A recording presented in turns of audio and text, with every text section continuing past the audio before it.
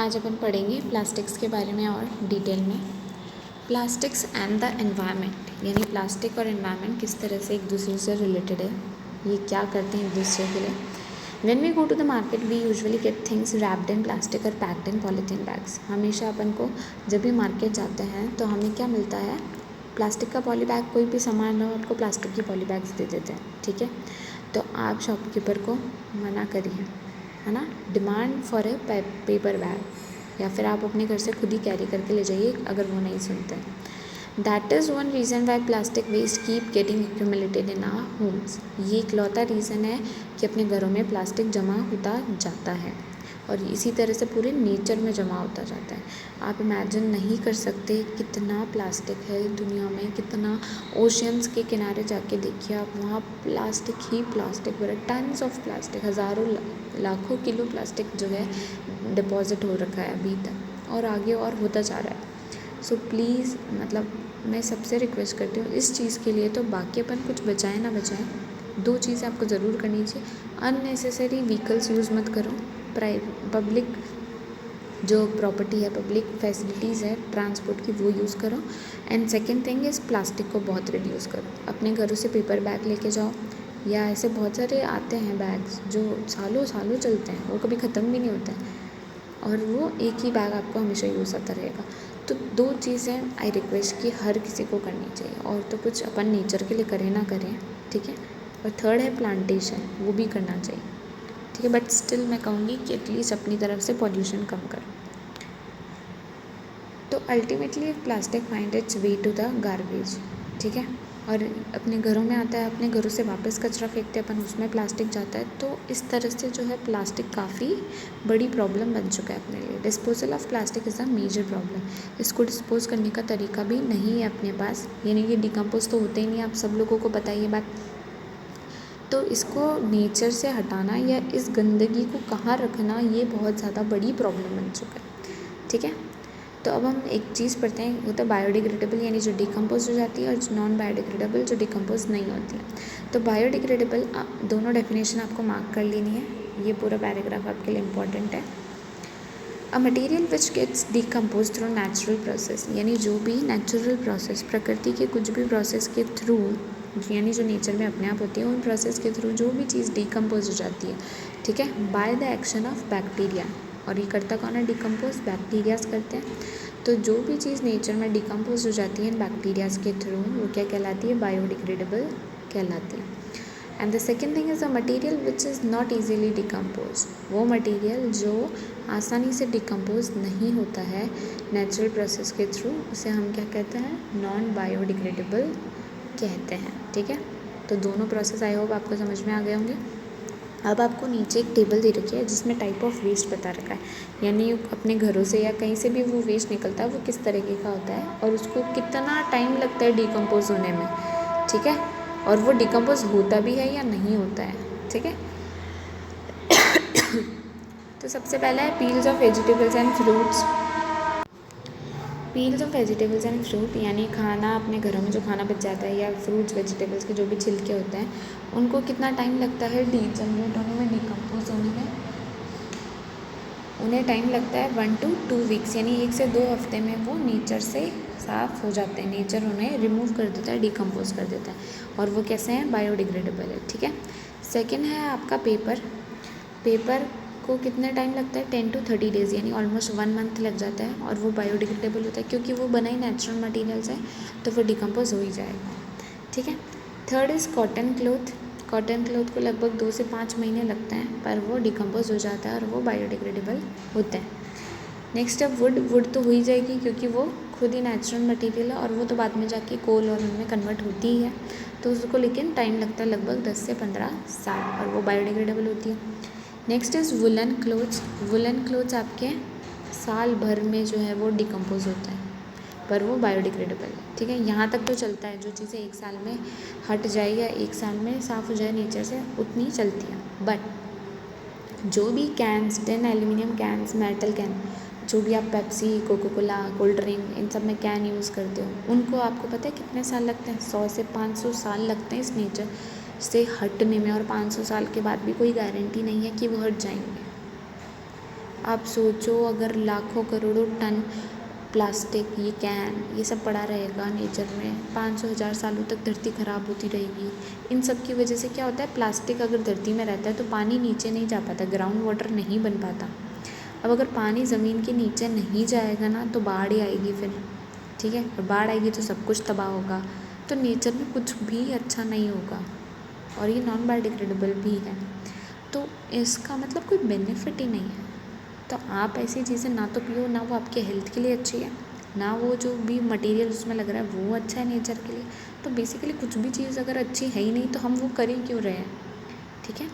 I personally also I don't use them, ठीक है, मैं ये सब नहीं पीती, कोल्ड ड्रिंक्स वगैरह।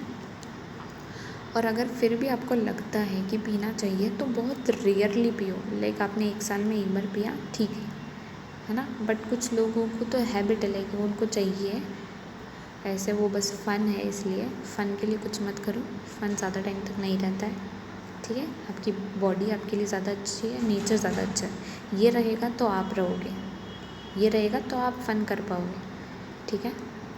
Now the next thing is plastic bags, जिसको भी काफ़ी साल लगता है, मतलब बहुत ज़्यादा ही साल लगता है उन्हें भी, और वो डिकम्पोज होती नहीं है वैसे तो, नॉन बायोडिग्रेडेबल, ठीक है ना। Since plastic take several years to decompose, क्योंकि प्लास्टिक को बहुत ज़्यादा टाइम लगता है डिकम्पोज होने में, तो वो एनवायरनमेंट फ्रेंडली नहीं है, वो एनवायरनमेंट के लिए अच्छी नहीं है। उससे काफ़ी ज़्यादा एनवायरनमेंट में पॉल्यूशन क्रिएट होता है, ऐसी ऐसी गैसेज निकलती है जो आँख पकड़ लेती हैं, ठीक है। Besides, the burning process in the synthetic material is quite slow and it does not get completely burned easily. इसके अलावा जो भी सिंथेटिक फाइबर है, अगर उनको जलाते बर्न करते हैं तो वो पूरे जलते नहीं हैं, बहुत स्लो प्रोसेस है, और फिर वो आधे अधूरे जलते हैं, उससे और नेचर को नुकसान होता है। और इस जलने के प्रोसेस में वो काफ़ी सारे क्या है, पॉइजनस फ्यूम्स, गैसेस रिलीज़ करते हैं एटमॉस्फेयर में, जिससे पॉल्यूशन होता है, एयर पॉल्यूशन होता है, ठीक है। अब इस प्रॉब्लम को सॉल्व कैसे किया जाए। Have you ever seen a garbage dump where animals are eating garbage. देखा होगा अपने किशनगढ़ में तो ऑलमोस्ट अपने घरों के आसपास ही जानवर दिन भर डस्टबिन में मुंह डाले रहते हैं, क्योंकि डस्टबिन इतने बेकार है, उनके आसपास कचरा नीचे ही फैला होता है। So the process of eating the food waste the swallow material, तो इस चक्कर में आपने देखा होगा अपने आसपास गायें बहुत सारी पॉलीथीन बैग्स खा लेती है, क्योंकि लोग कचरा पॉलीथीन बैग्स में डाल के जाते हैं, ठीक है। मैं रिकमेंड करूँगी कि प्लीज़ ऐसा ना करो। एनिमल्स को ब्रेन नहीं दिया होता है भगवान ने, इतना चलता नहीं है वो, ठीक है, तो उन्हें नॉलेज नहीं है कि ये चीज़ क्या है, उन्हें बस उतना ही पता है जितना नेचर ने उनको दिया है। तो ऐसी चीज़ें उनको मत दो खाने के लिए जो उनकी बॉडी को हार्म करे, क्योंकि आप फील करो कि ये सारी चीज़ें अगर आपके साथ हो तो आपको कैसा फील हो, ठीक है। ये चीज़ अगर आप सोच करके चलते हो तो आप कभी किसी को हार्म नहीं करोगे। और प्लीज़ एनिमल्स को तो बिल्कुल मत करो, ठीक है, वो इनोसेंट होते हैं। तो इसके बहुत ज़्यादा मतलब उन एनिमल्स के इंटेस्टाइन में आपने सोचा नहीं होगा कभी, फिशेस होती है जो पॉन्ड्स लेक्स वगैरह में या आप कचरा फेंक देते हो, वो फिशेस भी उनको खा लेती है, और उनके पेट में प्लास्टिक जमा हो जाता है, और वो जमा होने के बाद धीरे धीरे उनकी बॉडी में वो अंदर में वो चीज़ें काम नहीं करेगी प्रॉपर से, ऑर्गन वगैरह, तो वो मर जाती है एक टाइम के बाद। और उनके पेट में से इतना इतना प्लास्टिक निकाला हुआ दिखाया गया है कि उनके निकलता है गाय के पेट में, उनसे उनके कट और लग जाते हैं अंदर, क्योंकि अंदर अपने ऑर्गन सॉफ्ट होते हैं, ठीक है, तो इनसे उनकी मौत भी हो जाती है। तो ये सब चीज़ प्लीज़ ना करो। आप पॉलीथीन बैग्स तो बिल्कुल बंद ही कर दो यूज़ करना, मतलब बहुत रेयरली करो, करना है तो इमरजेंसी बहुत ज़्यादा ही जिसे कहते हैं, मतलब मैं रिक्वेस्ट करती हूँ सबसे कि इस चीज़ को आप ज़रूर फॉलो करो। अब जैसे आप बिस्किट्स वगैरह कोई भी रैपर लाते हो, चिप्स लाते हो, हर किसी के पैकेट में, ईटेबल्स के पैकेट्स में प्लास्टिक आता ही आता है, और फिर आप ये रोड्स वगैरह पार्क्स वगैरह में खाते खाते फेंक देते हो इधर उधर, ठीक है। तो ऐसा करने से पहले 2 नहीं 10 बार सोचना, क्योंकि आप एक रिस्पॉन्सिबल सिटीज़न हो। आपकी रिस्पॉन्सिबिलिटी आपके आसपास के एनिमल सेफ रहें, ठीक है, आपके आसपास की जगह सुंदर लगे, क्लीन रहे, ठीक है। कभी पब्लिक प्लेसेस पे स्पिट थूकना करना, ये सब बिल्कुल बंद कर देना चाहिए, ठीक है। और प्लास्टिक फ्री नेचर जितना क्लीन रख सकते हैं, जितना अच्छा साफ़ रख सकते हैं, उतना क्लीन हम उसे रखें, ठीक है। Avoid the use of plastic as far as possible, जितना हो सके इस प्लास्टिक को ख़त्म करो। ऐसे बैग यूज़ करो जो कॉटन जूट से बने हैं, ताकि वो डिकम्पोज तो हो सके कम से कम, ठीक है। The biodegradable and non biodegradable waste को अलग अलग इकट्ठा करना चाहिए और फिर अलग अलग तरीके से उनको ट्रीट करना चाहिए, जो भी उनका मेथड होता है। जैसे आप अपने घरों में चाय पत्ती, सब्जी का कचरा, ये आप अपने घर के पेड़ पौधों में डाल सकते हो, उससे उनमें खाद बन जाती है, ठीक है। और आप ये सब जानवरों को तो दे ही सकते हो, इससे उनका पेट भी बढ़ता है या उनको डाइट मिलती है, क्योंकि आजकल के जानवर काफ़ी भूखे मरने लग गए हैं, क्योंकि उनको खाने को प्रॉपर नहीं मिलता, चारा वगैरह रहा नहीं। अब सिटी बन जाएगी, बिल्डिंग ही बिल्डिंग बन जाएगी, तो चारा कहाँ से बचेगा, चारा उगेगा कहाँ, ठीक है। तो हमने वैसे लैंड ही नहीं छोड़ा है, तो उनके लिए बहुत खतरा है ये सब, ठीक है। इंसान तो कैसे ना कैसे जिएगा, दवाई खा के भी जिएगा, पर जानवरों को तो दवाइयाँ भी नहीं मिलती ना सड़क पे जो रहते हैं, तो उनके लिए सोच के आप ये बेटर स्टेप लो towards the nature, towards us, towards them. It is better to recycle plastic waste, यानी बहुत अच्छा होगा अगर हम प्लास्टिक को ज़्यादा से ज़्यादा रिसाइकल करें और ऐसे प्लास्टिक खरीदें, थर्मोप्लास्टिक्स खरीदें जिन्हें हम रिसाइकल कर सकते हैं। थर्मोसेटिंग प्लास्टिक बिल्कुल भी ना खरीदें बाज़ार से। तो ऐसे आप आइटम बना लो, लिस्ट बना लो, आप देखो कि कौन सी चीज़ें ऐसी है, कौन सी नहीं है और उन्हें हमें ख़रीदनी चाहिए या नहीं। ये सब करने से पहले सोचो आप, ठीक है। This limit is use specially for storage of food. कभी कभी रिसाइकलिंग में क्या होता है, कुछ कलरिंग एजेंट वगैरह डाल दिए जाते हैं, जिससे क्या होता है उसका यूज़ कम हो जाता है। कोई दिक्कत नहीं है अपने को, ठीक है, अपन यूज़ ही कम कर लेंगे। Now as a responsible citizen अपने को 5R प्रिंसिपल ध्यान रखना चाहिए। सबसे पहले रिड्यूस, जितना हो सके हर चीज़ को कम यूज़ करो। ज़रूरत ही नहीं है वैसे अपने को इतनी सारी तो पॉल्यूशन करने की, जितना अपन क्रिएट कर रहे हैं, ठीक है। सेकंड इज़ रीयूज़, हर चीज़ को रीयूज़ करने की कोशिश करो। कोई भी चीज़ ऐसे ही फेंको मत। लाइक प्लास्टिक बॉटल अगर आपने गलती से खरीदी भी, आपको ख़रीदनी पड़ी भी है, तो उसको आप ऐसा घर में डेकोरेटिव होम पीस रख लो, ठीक है। उसको नेचर में मत फेंको कम से कम, या ख़रीदो ही मत, ठीक है। सबसे बेस्ट तो वही चीज़ होती है। तो सब सेकंड ऑप्शन है रीयूज़ करना। थर्ड है रिसाइकल। अगर आपने ऐसी कोई भी चीज़ खरीदी है तो उसे रिसाइकल होने के लिए भेज दीजिए, ताकि वो नया आर्टिकल, एक ही आर्टिकल से बार बार आगे प्रोसेस होती रहे, तो नया प्लास्टिक तो कम से कम नहीं आए धरती पे। फोर्थ है रिकवर। जितना हो सके जो आपने पॉल्यूशन फैलाया है उसको रिकवर करने की भी कोशिश करो, यानी उतने पेड़ भी लगाओ, उतना अच्छा भी करो नेचर के लिए, ठीक है। एंड फिफ्थ इज़ रिफ्यूज़, मना करो, ठीक है। ऐसे लोगों को मना करो जो पॉल्यूशन फैलाते हैं, ठीक है। ऐसी चीज़ों को मना करो जो आपके लिए हार्मफुल है, जो आपकी नेचर के लिए हार्मफुल है। तो हर चीज़ को मना करना भी एक एक्टिविटी होनी चाहिए अपने लाइफ में, ऐसी नेगेटिव चीज़ों को मना करने की, ठीक है। तो ऐसी आदतें डालिए जो एनवायरनमेंट के लिए अच्छी हो। आपको भी यही बोलूँगी, ऐसी आदत ही डालना जो एनवायरनमेंट के लिए अच्छी हो, ठीक है। क्योंकि ये नेचर है तो आप हो, इस नेचर से ही आपको सब कुछ मिलता है, आप इसी से पैदा होते हो, इसी में मिल जाते हो, तो एटलीस्ट उसकी रिस्पेक्ट करो, ठीक है। क्योंकि ऐसा नेचर सबको सब जगह तो नहीं मिलेगा ना आपको, और आप बहुत लकी हो कि आप एज ए ह्यूमन बीइंग यहाँ पैदा हुए। तो वरना जानवर बन के पैदा होते तो आप ये सब कुछ फैसिलिटी भी नहीं ले पाते।